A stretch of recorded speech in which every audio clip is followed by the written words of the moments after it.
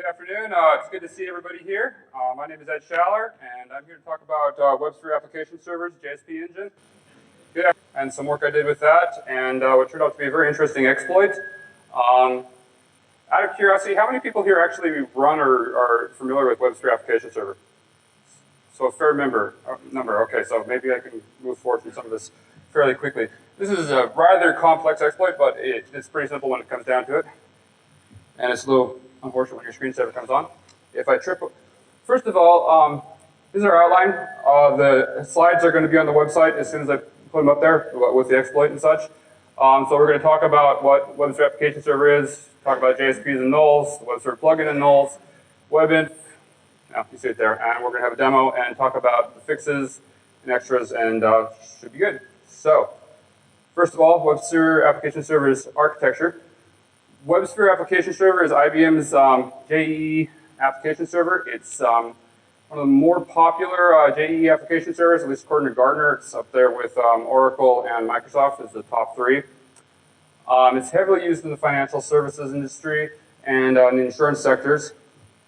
And it's not very cheap, so I'm probably not going to go buy it for your own website.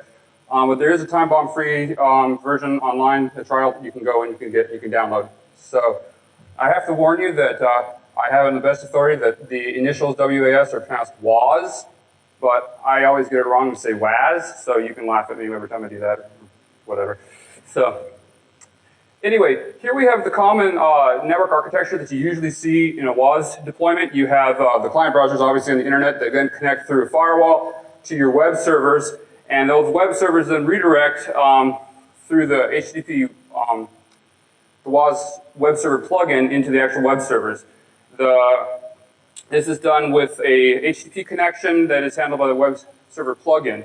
The web server plug, first of all, this is the common architecture as IBM shows it. If you look at this, it's hard to see, I realize, but the main features here is that the big gray box is WAS itself, and you have the web server plugin in between it and the internet. So realistically, being that the web server plugin forwards everything into WAS, if you compromise a web app on WAS or WAS itself through the web container, basically whatever you compromise has full access to most of the internal resources that WAS does, with some exceptions depending on the network deployment that's done. So plugin is what's in between it and the internet. I'm getting ahead of myself. And more application can do all that.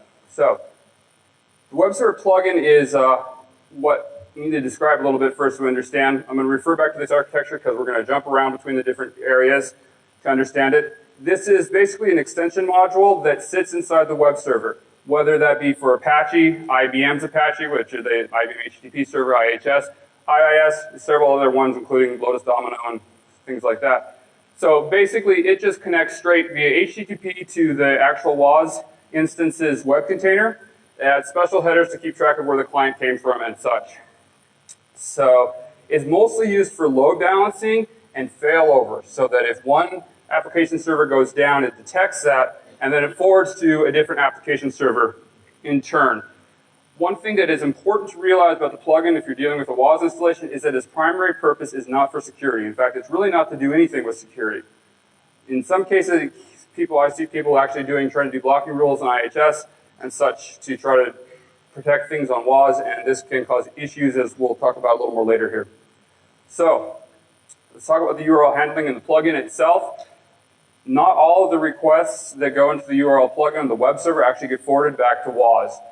What it does is it bases the URL configuration, it bases on effectively the same sort of things that are done for the web container itself, from the web.xml and from IBM's extensions configurations inside the WAR file that you're running on. So, as we know, these are simple file globs that get pushed in. They are matched in sequence. The web server plugin is actually very simple, although it's frequently misunderstood. So if you're asking for a servlet, it forwards it in. If you're asking, if you have a simple glob, it forwards in. And what we're going to be talking about is start a JSP. Anything that is JSP, it forwards in. If you have the web server, the WAS feature of file serving enabled, this is a kind of an IBM specific function that if you don't have it enabled, static content inside your WAR does not get served. If you do have it enabled, it does get served. So if you have it enabled, all the connections get passed from the web server into WAS. This is one I see misunderstood a lot of times. If a match occurs, the connection is forwarded in, much like a reverse proxy. Otherwise, the request is handled for the web server. The reason for this is it's usually used to handle static content from the web server as a speed optimization, so that the static content gets served by IHS or Apache instead of going all the way to WAS and served from Java. So this is just frequently misunderstood. It's amazing how much I see it. If you're interested in more, there's actually a paper about it that IBM has that's referenced in the slides I recommend looking at. And it's actually for an older version of WAS, but the plugin actually hasn't changed much in quite a while, actually. So now let's talk about JSPs and how they handle null. Now we're going to toggle remove from the plugin here onto the WAS instance, the WebSphere application server. And let's talk about strings. I assume that most people know about strings. Strings under Java, the operating system sitting underneath Java is written in C, which of course has null terminating strings, and which means that you cannot put null characters into a string and have them used later on because it terminates a string that's being used. Whereas Java is a counted string that can have nulls in it. So the big question is, of course, that we're going to start with here is what happens if you try to open a file in Java like test.txt/0, so with a null character in Java? Well, actually you get test.txt. This has been known about for a very long time. Formally, just this specific instance has been talked about some people on the web, but it's been known and used in Tomcat exploits for quite a while. So what about the JSP engine inside of WAS? How does it deal with a null character coming in to WAS? JSP handling is very simple. It locates the file, it translates the .jsp into Java, and then it compiles it into a servlet and runs it. So what happens with WAS, or at least WAS before it was patched, if we request %00.jsp for a arbitrary file inside the WAR? Well, the answer is it actually compiled it as test.txt as a servlet and runs it as a JSP. This is similar to what I'm not even trying to pronounce it. Those are the characters on the web. I didn't make a mistake. It's found in Tomcat. If you're here, I really apologize. So this allows us to read files through the JSP engine. This may seem not too useful, but we'll see how this can be added to in a series to actually make something useful happen. So basically, if we have our context root for a web application, we just append %00.jsp to the end of it, and we'll get the file. Obviously, we have some restrictions on what files we can get. We can't just get any file from the web server we want. It must be in the WAR file, which is usually expanded. And we can't read files in metainf or webinf. And it must compile and run as a JSP, which actually isn't too useful unless file serving is turned off and you're trying to get files that aren't put on the IHS instance that's serving static contents. So the question then comes, as you're looking at these files, is what's a valid JSP? Turns out that basically anything that doesn't include a less than % sign is a valid JSP as far as the WAS JSP engine is concerned. HTML usually qualifies under this, XML. Most text files, then you get some really weird ones, like you can download zip files and jar files. I didn't know these compiled as JSPs, but they do. Most class files also do. So you can get a lot of interesting things through the JSP engine in this manner. Still not doing anything too interesting, but what about directories? For some reason, and I really don't know why, if you open up a directory in the same manner in WAS's JSP engine, it gives you a list of all the contents of that directory. And I'm really not sure why, because if you open up a normal file in Java from like, you just do a file, new file object and open file input stream, it doesn't happen. So they must be doing something special here, and I haven't been able to track that down in the time I've had. So basically, you can request your context root with a null character after it, .jsp, and you can suddenly get a directory listing, which is obviously a lot more interesting than just getting the static files, because they have to have directory listing enabled, and most sites aren't going to be doing that, we hope.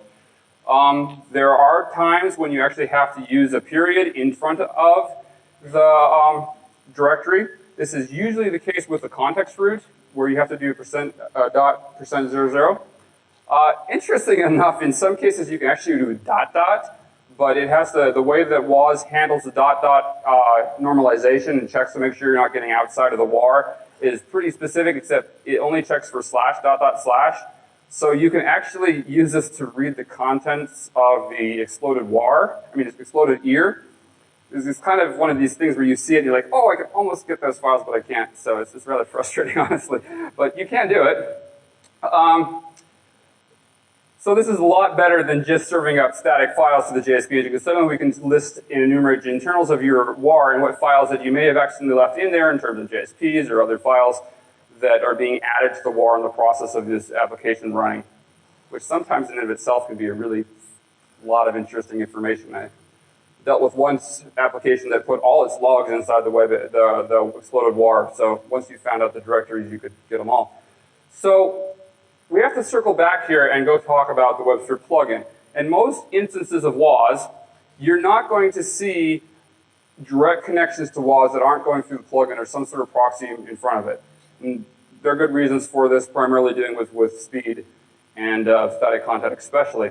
So the plugin wasn't really designed for security, but in some cases it gets in the way of insecurity too. So I don't know if that really means it's a security device or not. But the problem is that going for a null byte in WAS is easy. But the plugin is written in C, and so it really doesn't like the null character. It terminates your string, and instead of getting your test.txt, you get test.txt, which WAS then just tries to serve out as a normal static file, and if you're not serving static files, then you can't get it, or if you're trying to do a directory.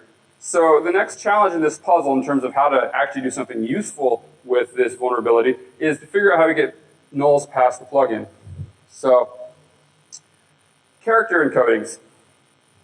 This also qualifies as one of those things that if you think something is generally known by the industry, check. Most of the character codings we deal with are either ASCII, ISO, Latin in the United States. Internal to Java, you have UTF-16, UCF-16, UTF-16, and but what may not be known is that UTF-8 is actually how Java reads strings natively. So even though it keeps it in memory in UTF-16, it actually reads them as UTF-8. And so UTF-8 is a multi-byte character encoding. It's actually a rather elegant character encoding. If you follow the character encoding improperly, okay, if you just do it a default implementation and don't really think about it, single byte characters, and actually any smaller than the full maximum bytes characters, can be actually encoded as multiple bytes. This is explicitly forbidden by the spec. But who follows specs? I mean, come on. Actually, there's a lot that don't. You may remember there have been a lot of Microsoft IIS exploits that have utilized this. And it turns out that Java also used to do this as well. It decodes the really long ones. This was made known as part of another Tomcat vulnerability by Simon and William, and I'm not going to try to pronounce that sentence, sorry. It was fixed by Sun in their JVM quite some time ago, and it was also fixed by IBM. They share a lot of common code, and so they share a lot of security fixes. The problem is that for some reason IBM's fix didn't work. It actually has to deal with the fact that Sun's JVM now by default uses NIO. And so when IBM took that patch and applied it to their JVM, they didn't think about the fact that their JVM doesn't use NIO by default to read strings, and apparently they never tested this. So one of the morals of the story is test your security patches. This has really been fixed in these new releases of the JVM, very thankfully. Unfortunately, this is not any WAS fixed packs yet, so you're still looking at having this particular encoding issues in WAS unless you actually install the JVM by hand. I don't know if they're going to do an iFix of this. The IBM folks have been very nice about all this, actually. So, so let's talk about UTF-8 then and what we can do with that with the WebSphere plugin. Well, the plugin is in C, and it handles single byte characters, so ASCII and ISO Latin, and it doesn't know anything about UTF-8, and especially not overly long UTF-8 characters. So, if WAS is in Java using a JVM that accepts overly long UTF-8 characters, then we can just, instead of doing a %00, we can do a C080.jsp, and suddenly we bypass the plugin's problem with the null, and we get our null to the backend Java in WAS, and we can actually get these files. So, plug is no longer an obstacle to doing anything fun with this. This gets a little bit better. So we mentioned that webinf and metainf, again back here on WAS, are not accessible. If you look at the spec, the service specification explicitly says that you're supposed to return a 404 for anything inside metainf or webinf. This has actually been a source of major problems for a long time. If you actually go and grep all the class files in WAS, you'll find that it's checked a ridiculous number of times, and they still missed one. There may be other ones, unfortunately. It turns out that their file serving servlet that handles when file serving is enabled actually allows a //webinf.web.xml, so you can actually grab files outside of the webinf directory. If you're not familiar with Java web applications, this is where all your configuration is. This is where a lot of your code actually is too, that you can then download and decompile. So this was fixed in PK 64302. A potential security exposure with the file serving feature enabled. There was no details released about this, so there may be other things that were fixed in that same fix pack. I'm not sure. I never really analyzed it, but I know it didn't work afterwards. So surely they didn't just check this in the file serving servlet. Well, yeah.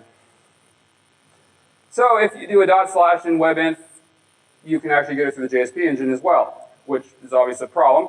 The plugin also, however, normalizes paths, so we have to play our encoding games again to get around that. But in which case, we can still go in and get the webinf.xml, the main configuration for your web application, by using %0, %AE, which is an overly long period, in our path, which then the plugin does not recognize, and then our %0, %80, which is overly long null byte, and suddenly we actually get the web.xml.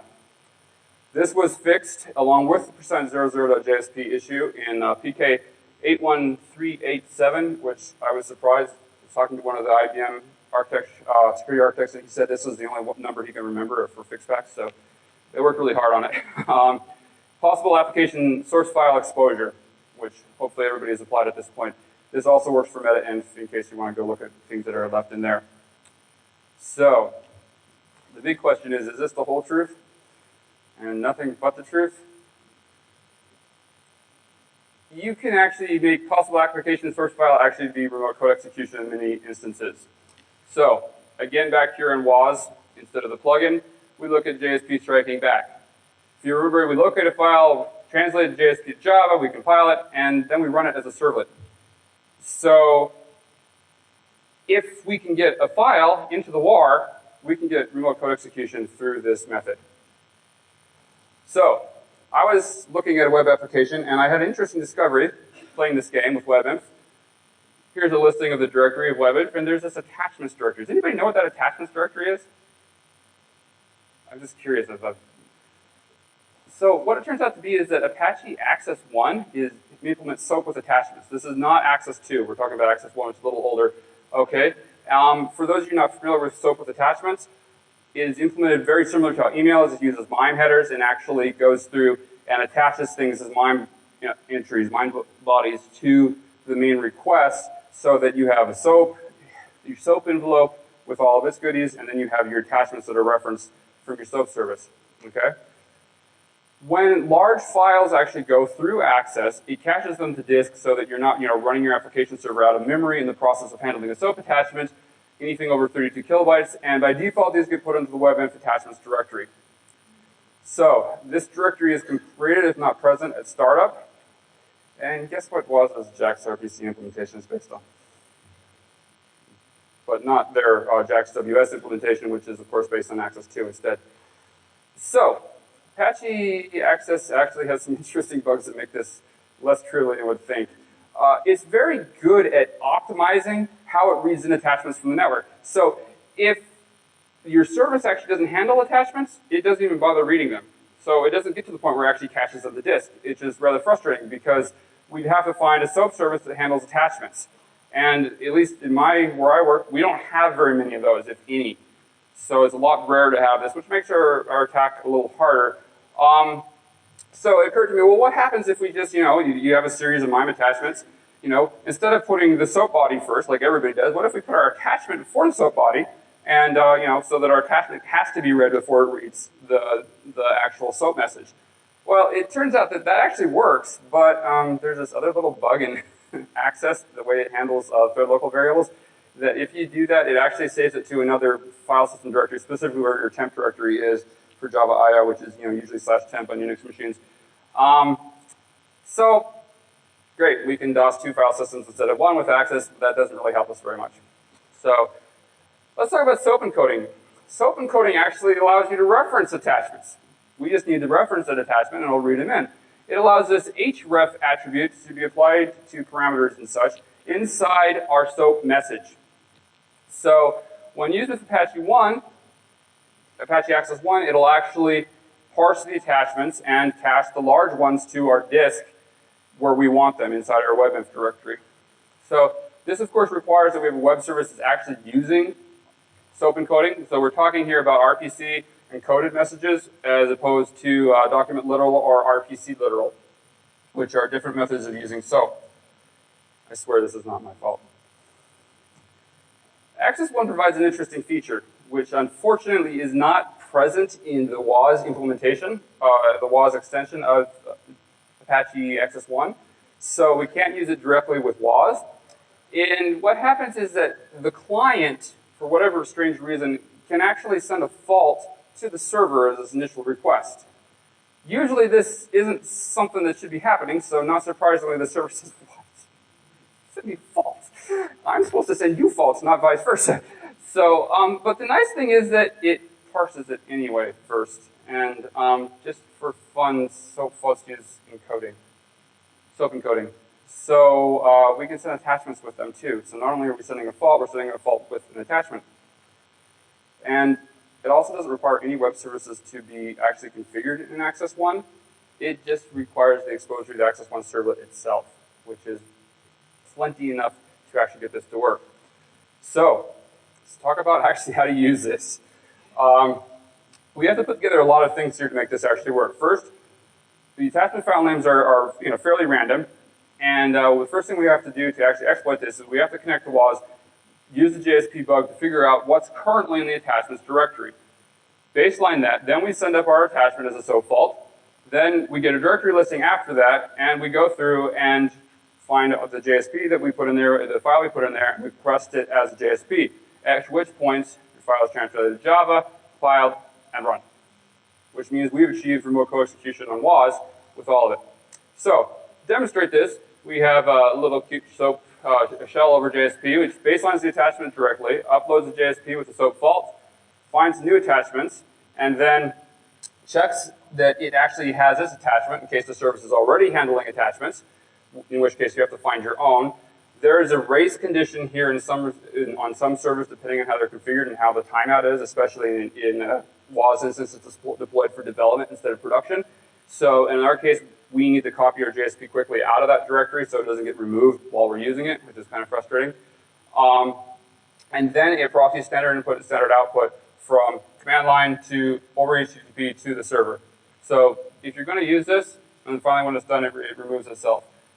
This is exceptionally noisy in the logs, so it's not exactly very useful for anything but a demo, but it's great for demos. So let's do this. Here I have a WAS 7.0 instance, 7.0 fixpack 1, which is the last fixpack that was vulnerable. Inside of this, I have the demo application, which is going to be on the website this afternoon, that is running. And it actually is being accessed through the plugin, which gives us our plugin page. And the access servlet is actually mapped to just /access1. At this point, we can we have a shell script that is running our Java exploit that takes the context root directory and then the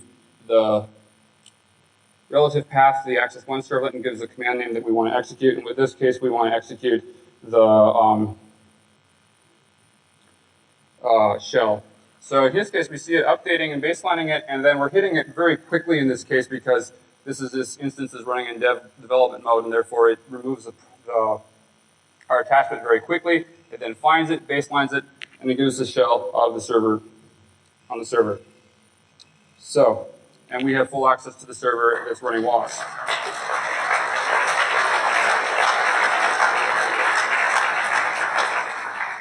this tends to make WAS admins really unhappy, incidentally, when they start executing commands. It's actually much more efficient if you actually want to exploit WAS to actually, run stuff in your JSP and have stuff natively stored inside of WAS instead of creating a shell, because most admins get a little fishy when they see a PS list that includes a shell being launched from WAS, because it really shouldn't happen. So afterwards, we just remove the JSP and we're done. So we clean up after ourselves, and hopefully nobody noticed. But with that exploit, it's very noisy, so people will notice, hopefully. Not that you couldn't do it a different way. So let's talk about fixes. This has been fixed. First, we have the affected platforms. WAS runs on an unbelievable number of platforms. I counted 15, and I'm pretty sure I'm wrong. I'm pretty sure it's more than that when you consider everything. AX and Linux were the ones I dealt with explicitly, because that's what we run. Case-insensitive file systems actually are interesting because they're not vulnerable to the %00.jsp bug. And this actually, I believe, has to do with an earlier fix for security problems with case-insensitive file systems.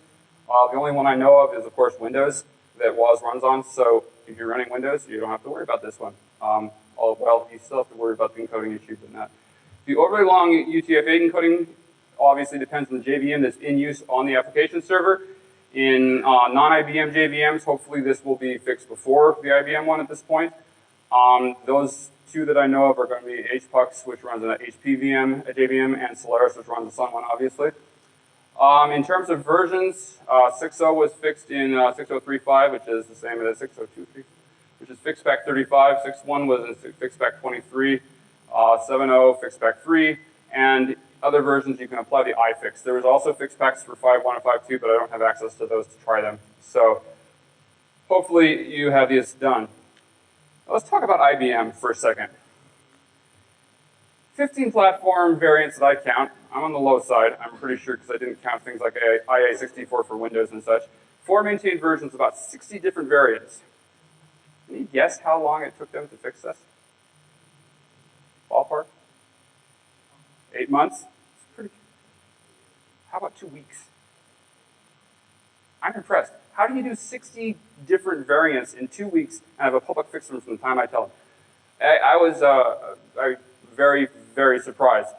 If you are dealing with IBM for security vulnerabilities, I would recommend that when possible, that you always submit them as a PMR, that is a service request, because that is how they handle everything related to their software. And if you don't do it that way, you're kind of in the la-la land where they're not sure what they're doing, and you may get forgotten about. But if you do as a PMR, they will get it done, and sometimes they can do absolutely amazing things, like 2 weeks to fix this sort of thing. They also ticked off a lot of people, too, as we'll talk about in a second. Their fix is actually very elegant. This is, my pseudocode for it. Basically, they look at the file they're trying to open, and they ask the operating system to canonicalize it, and they compare the two, and they say, is this really the file I'm opening? And if they don't match it, well, throws a 404, which is nice. This actually has problems with it. It caused a lot of problems with people who are running on Unix systems that, for whatever reason, were putting symbolic links in their exploded wires, because that will fail. That test right there, because the canonicalization of a file path in Unix will actually return the absolute path, not the symbolic link. So that was a problem. There's some fixes for that. I haven't looked at it specifically. The WebInf fix is not quite as elegant. They just check to make sure you don't have WebInf anywhere in the URL path, which solves this problem. It does work very well. My guess is, though I haven't tried it, if you try to have a subdirectory that's called WebInf, it won't work, but hopefully that shouldn't happen too frequently. So before we talk about workarounds, we're going to talk about some workarounds that you can do. But first, you're more than a year behind on patches at this point if you're working in workarounds. It's a really good thing you're not running other servers. So the best workaround that I like the best is actually to disable the runtime compilation and reloading of JSPs. This is a little frustrating. The Information Center will actually tell you can disable it at the application level. This is done with putting some specific features into the IBM Web etc.xmi. There used to be a way to do this at the container level. It's still in the Information Center, and I can't get it to work. So I don't believe that it's supported anymore. This makes the fix a little harder because you're dealing with it at an application by application level instead of actually doing it on your entire server or your cell. Of course, once you disable runtime compilation in JSPs, you're going to want to make sure that you pre-compile your JSPs, either deployment time or batch compile them before you go in there. doing that works great. The other way to do this is to block JSPs, which we have to talk about a little bit. Of course, if you actually need direct access to JSPs, this is not going to work. It's going to break your application. But for a lot of people these days using model view controller, whether that's Struts or Spring MVC or some other web framework, usually your JSPs are only in views and only forwarded to internally, so you actually can do this without breaking stuff. There's a lot more issues here that we can talk about before blocking JSPs. So, I got a question. What do the following byte sequences have in common if the title doesn't give away? So, 80 through C1BF. I'm not going to read these. They're all invalid byte sequences for UTF-8. Any guesses what the IBM JVM does with them? This is the fixed JVM. Any of you think this is a problem? It's an empty string. This actually, in the unfixed JVM, it only does it for 80 through FF because they didn't consider overly long invalid anymore. This is obviously very useful for IDS evasion because you can throw as many invalid UTF-8 characters into your URL as you want, and the IBM JVM will ignore them when it parses them. So suddenly, you can be, requesting a whole path and, replace every other, add a new character, new invalid, %80 or something invalid UTF-8 code anywhere you want and get around it. Of course, this also makes it very difficult to write JSP blocking rules. So if you're going to write a JSP blocking rule, you have to worry about this. And there's lots of fun games you can play with encoding, these encoding issues, honestly. The other thing you need to remember if you're going to try to block JSPs is that there's more than .JSP that by default with WAS. Start.JSP, Start.JSW are also handled as JSPs, and in some cases also Start.JSPX, of course, if you're using newer versions. So if you're actually going to go and try to do blocking JSP rules, you need to actually use the UTF-8 all day long decoding. Got to keep that in mind. Got to keep the decoding of invalid ones, the replacement string, and of course the multiple JSP connections, extensions. At which point I would really recommend applying the patch because this is not trivial to do. One of my friends tried. He did a good job on it actually, but it was not very pretty. So a note on browsers, if anybody goes home and starts playing with this, don't forget that your browser will normalize your dots and such. It also does the same thing with URL encoding in some cases. Firefox and Windows actually, for some reason, will translate a %2e into a slash, which it won't do in Linux, interestingly enough. If you're dealing with the plugin and load balancing, you need to hit the same server every time, obviously. Otherwise, you're going to be bouncing between servers, and the JSP that you uploaded may not be on the server you're hitting. So server affinity with the servlet plugin, the web server plugin, is handled by the JSession cookie. So JSPs by default, when they're first run, actually give you a cookie. So as soon as you baseline the attachments directory, you just need to make sure that you keep your cookie, and you should be hitting the same server unless that server goes down. They never go down, right? So on the Defcon CD, there's one text file with a URL to a website because I missed the CD deadline. Sorry. But on the website, and I'll be uploading this, there are slides. There's a tool to do the mapping of your JVM, which actually will list out all the different byte combinations for UTF-8, go through them, and then show you what they're being converted to, and also what they do with the file system. Actually reveals some other issues with IBM JVM if you're interested. There's also a sample application that has nice URLs to try this on your own. Obviously, you'll need to download the trial if you don't have WAS yourself. There's also an exploit for the access1 faults that I showed you, the same one, with the source code for all of the above. So there's a lot in there, and you're more than welcome to send me an email on this and tell me that my code sucks. I would appreciate that, actually. So in conclusion, anytime you're dealing with a barrier between one implementation of a specification and another implementation of a special specification, whether it's UTF-8, whether it's HTTP, whatever it is, this is usually a really great place to look for bugs. In this case, of course, we did it between the plugin and Java, and then between Java and the OS. Now, sometimes we have to do it with multiple cases. Some people, I talk to people about Java, and I had to do Java for my job for the last several years. And not a lot of interest in Java, but these same sort of things actually happen in managed environments like Java and .NET, and Java, of course, not immune to that. And what I really like about this is that you have a small series of these little vulnerabilities that you write down in your reports as low or medium and never get fixed. But sometimes when you can weave these all together, you can actually make something that really makes a big problem. So With that, are there anybody who has questions about this? Good afternoon. It's good to see everybody here. My name is Ed Schaller, and I'm here to talk about WebSphere application servers, JSP engine. And some work I did with that, and what turned out to be a very interesting exploit. Out of curiosity, how many people here actually run or are familiar with WebSphere application server? So a fair number. Okay, so maybe I can move forward from some of this fairly quickly. This is a rather complex exploit, but it's pretty simple when it comes down to it. And it's a little unfortunate when your screensaver comes on. If I trip, first of all, this is our outline. The slides are going to be on the website as soon as I put them up there with the exploit and such. So we're going to talk about what WebSphere. First of all, this is the common architecture as IBM shows it. If you look at this, it's hard to see, I realize, but the main features here is that the big gray box is WAS itself, and you have the web server plugin in between it and the internet. So realistically, being that the web server plugin forwards everything into WAS, if you compromise a web app on WAS or WAS itself through the web container, basically whatever you compromise has full access to most of the internal resources that WAS does, with some exceptions depending on the network deployment that's done. So plugin is what's in between it and the internet. I'm getting ahead of myself. And vulnerable application can do all that. So the web server plugin you can go and you can download. So I have to warn you that I have on the best authority that the initials WAS are pronounced WAS, but I always get it wrong and say WAS, so you can laugh at me every time I do that, whatever. So anyway, here we have the common network architecture that you usually see in a WAS deployment. You have the client browsers obviously on the internet that then connect through a firewall to your web servers, and those web servers then redirect through the HTTP, the WAS web server plugin into the actual web servers. This is done with a HTTP connection that is handled by the web server plugin.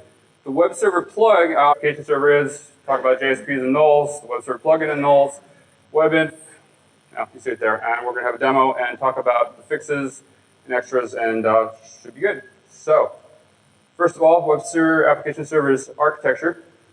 WebSphere application server is IBM's JEE application server. It's one of the more popular JEE application servers, at least according to Gartner. It's up there with Oracle and Microsoft as the top three. It's heavily used in the financial services industry and in the insurance sectors. And it's not very cheap, so I'm probably not going to go buy it for your own website.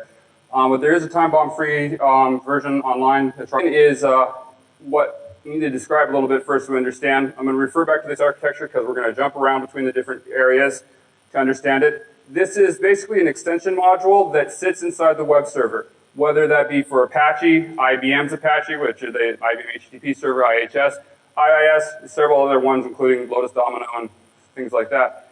So basically, it just connects straight via HTTP to the actual WAS instance's web container. It adds special headers to keep track of where the client came from and such. So it's mostly used for load balancing and failover, so that if one application server goes down, it detects that, and then it forwards